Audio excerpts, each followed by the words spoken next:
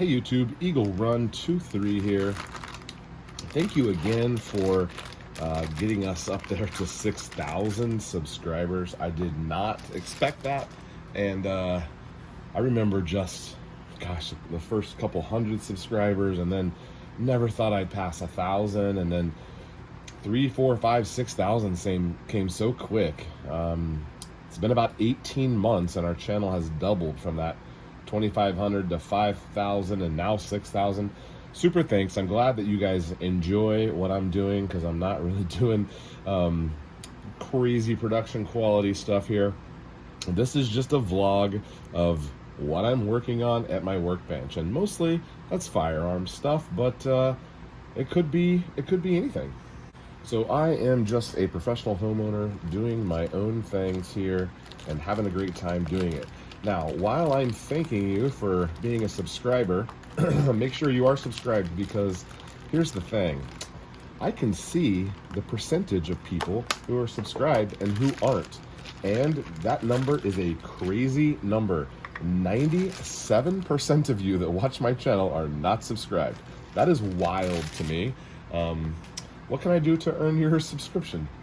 Anyway, 3 things that the channel over the last couple of months has bought for us, which I think is great. I intend to reinvest the pennies and dollars that the channel makes back into the channel with cool content or learning a new skill or things like that. So there's a couple things here that the channel has bought. Number 1, we bought a suppressor a couple of months ago, and we're hoping it's able to be used on the 8.6 Blackout. That was $800 or $900 with the tax stamp and everything. So that was purchased by the channel for us to make content with. Next on the list, we're talking about the 6.5 Creedmoor, and we have picked up a beautiful optic here. We're going to talk about that in just a second. And then the other thing is the 6.5 Grendel. We were able to pick up a really premium Odin Works barrel, BCG, handguard, all that stuff. Those are things that I would not have bought had it have not been for the YouTube channel. So thank you. Okay, so back to the 6.5 Creedmoor. This is the neglected upper that sacrificed its lower and its optic in order to push the 8.6 Blackout project. So it is time that we get back to this gun. This is the gun that hopefully we are going to shoot our first PRS match with. So let me real quick go over, in case you don't know, or in case you're new to the channel, we have a Live Free Armory upper, handguard, and lower. I'll show you the lower here in just a minute, because we just pulled it off the 8.6 Blackout. We have a Ballistic Advantage bolt carrier group and barrel. This is a 20-inch barrel. You can see it hanging way out down there on the end. Now, we do just have this linear compensator. I've heard that that is not going to help me with accuracy, so we might be switching that out very soon. We also have a pretty basic mil-spec charging handle, which is really nothing special as well. Could do an upgrade there as well. Now on to the lower. Again, Live Free Armory billet lower. This was a lower with a serial number that I purchased from an FFL. It's one of the really cool lowers. I got it Cerakoted. I've never done things like that before. We did that for this build. We're currently running a 90-degree grip on here. It's got the little thumb shelf over on this side. You can tell we're trying to do some precision things. Now this is a 3D printed grip. I've got another one if this one breaks. Not worried about it. If it breaks, I got another one. So excited. So far, so good. We've had this on here for 6 months, and it seems tight and appears to be working well. In fact, I'm going to print a different style one to put over on the 8.6 Blackout. We like it so much. Strike Industries flat wire AR-10 spring in here, and it is crammed in there. I don't know why it's so long, but that's the way that it is. It says it's for carbine. I know that they have rifle, but it is what it is. And then we have an adjustable Odin Works buffer weight on here. It's adjustable weight, so we've got it at the heavy max currently. So let's get this upper back on here. Actually, let's put the optic on before we mount this all together.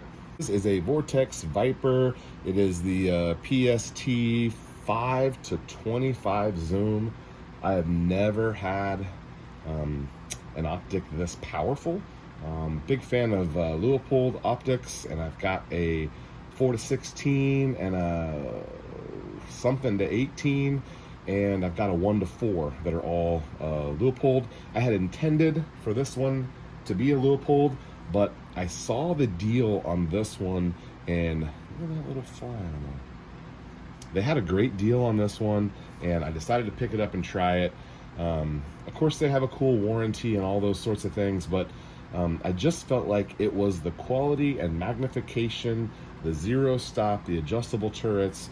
We went ahead and went with MILRAD or MIL instead of MOA, and we're trying to set this up as a PRS eligible shooter. Obviously, bolt action is going to be better, but we're going to run what we have, and this is an optic that would allow us to shoot at distance.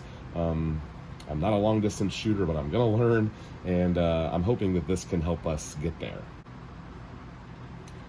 All right, so lots of warnings everywhere about where this should be torqued down to, and so we're going to make sure that we do it correctly.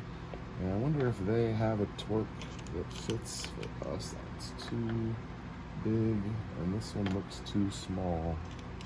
Oh, nope, that's just right.